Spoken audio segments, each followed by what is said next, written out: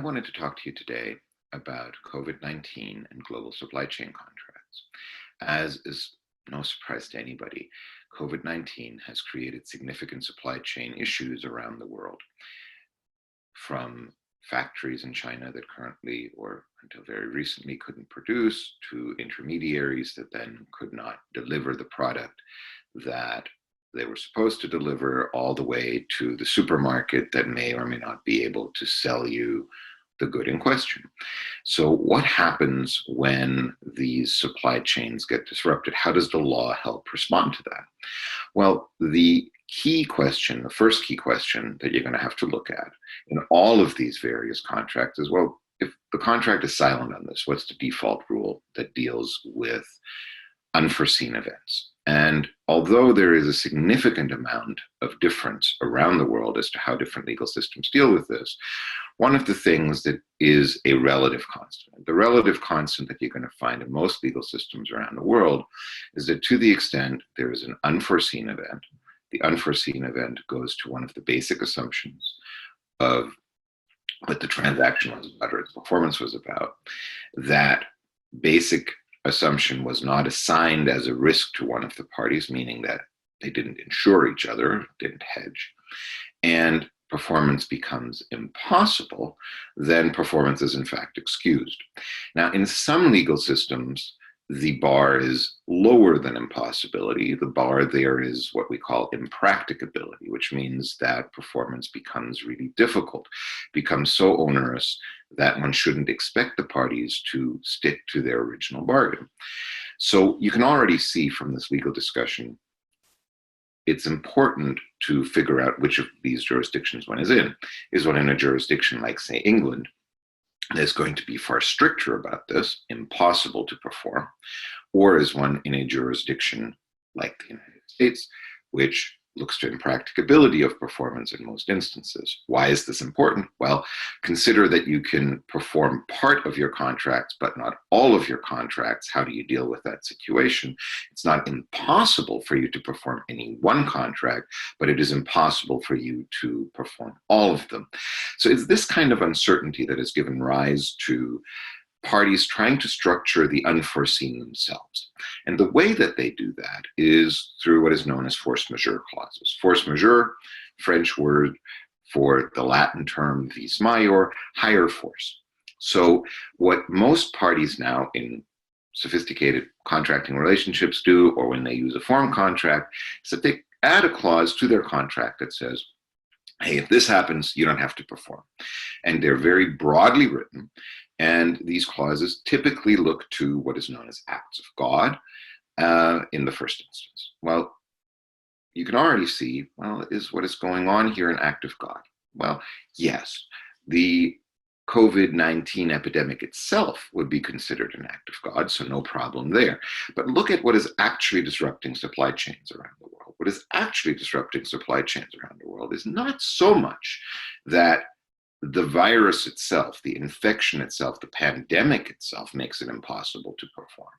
What is actually creating a lot of the disruption from a supply chain perspective is that governments are stepping in. And it's the government that is saying, look, you may not go to your factory to produce this. You may not sell this particular item. You may not provide this particular service. We're shutting you down.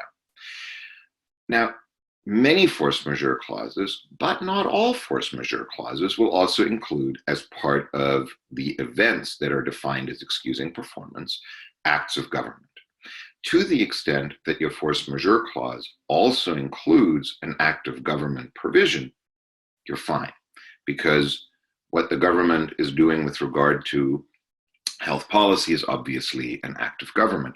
The problem comes in when your clause does not include act of government as such. There are many force majeure clauses that may simply say acts of God's, riots, war, civil strife. Well, if you don't have a catch-all act of government provision, then you're going to have to see whether or not your particular provision meets this particular event. And in many instances, the reason for this is that regulatory changes of the normal kind, quote unquote, are assigned to one of the parties. So you don't want to bring them back into your force majeure clause to excuse performance for something that one of the parties was supposed to get a regulatory approval of some kind.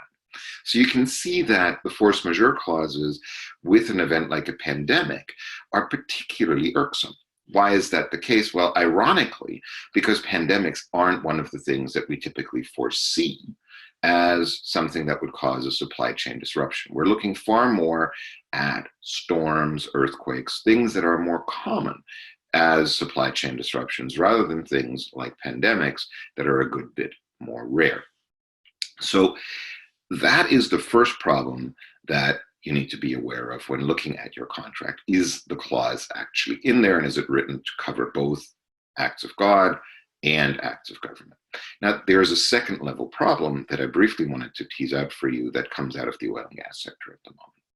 One of the things that you see in oil and gas is that you have had a price collapse. And this price collapse with West Texas Intermediary, for instance, has had two reasons. One reason is a collapse in demand that was unforeseen, that was caused by COVID-19. No problem there. The problem comes in that there also was a supply side shock with OPEC negotiations breaking down and Saudi discussing a larger output than was previously anticipated. So you have both a demand collapse and a supply increase at the same time. Now, if you look at that, the supply increase arguably is part and parcel of what parties to oil and gas contracts do in fact assign, whereas the market collapse due to COVID is not. So you can see that there's going to be a lot of very interesting litigation and arbitration that's going to come out of this, and that there is all manner of interesting permutations of how various parts of the economy interlink with each other and cause results, and how that is going to lead to all sorts of interesting structuring issues and interesting litigation issues. I will leave it there. I hope that this gives you a better sense as to how we're dealing with this from a contracting perspective. And end of the day, nothing's perfect, and you are going to find yourself litigating and structuring very interesting problems in the foreseeable future.